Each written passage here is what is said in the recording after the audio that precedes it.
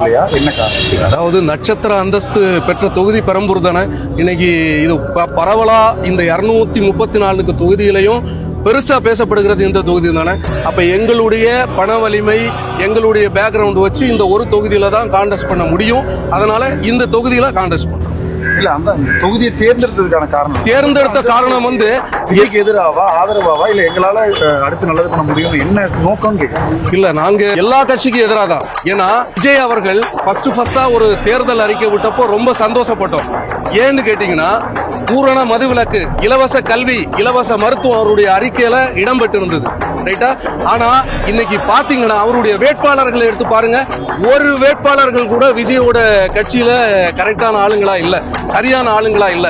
அப்போ நான் என்ன நினைக்கிறேன்னா, அவர்களுக்கும் இங்க எங்களுடைய கட்சி எந்த கட்சிக்கும் ஆதரவளிக்கிற திராவிட கட்சிகளை எடுத்து பாருங்க, அவங்களுக்கும் ஆதரவளிக்க முடியாது. அதாவது கர்ம வீரர் ஐயா பெருந்தலைவர் காமராஜர் பாணியில இயங்குற எந்த கட்சியும் இன்னைக்கு தமிழகத்துல இல்ல.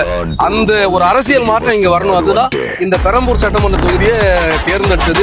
இந்த பெரம்பூர் சட்டமன்ற தொகுதியில நிறைய பிரச்சனைகள் மக்களுக்கு இருக்கு. மழைநீர் கால்வாய் இன்னைக்கும் சரி செய்யப்படாம இருக்கு. இங்க ஒரு குடிதண்ணீர், அதாவது நீரின்றி அமையாத உலகு, மக்களுக்கு அடிப்படை வசதியான குடிதண்ணீர் வசதி இன்னைக்கு இங்க இல்ல, எல்லாருக்குமே தெரியும். அப்ப 24 மணி நேரமும் நல்ல குடிநீர் வழங்குறதுக்கு வக்கில்லாத ஒரு ஆட்சி இன்னைக்கு நடைபெற்று இருக்கு. அப்படின்னா இதுக்கு ஒரு மாற்றம் வரணும், அவ்வளவுதான். விஜய் எதிர்த்து எப்படி வாக்கு சேகரிக்க போறீங்க? ஆல்ரெடி 2 முறை எம்எல்ஏ அவர்கள் ஆர்டி சேகர் அவர்கள் எதிர்த்து எப்படி வாக்கு சேகரிக்க போறீங்க? அதே போல அதிமுக கூட இருக்கிற பாமக எப்படி எதிர்த்து வாக்கு சேகரிக்க போறீங்க? ஒரு சிறிய துரும்பு வச்சு உங்க கண்ணுல நீங்க குத்தி பாருங்க, அது ஒரு வலி வரும். அது போல நாங்க களத்துல இறங்கி இருக்கிறோம். கண்டிப்பா நீங்க பாருங்க, எல்லாருக்கும் ஒரு வலியை ஏற்படும்.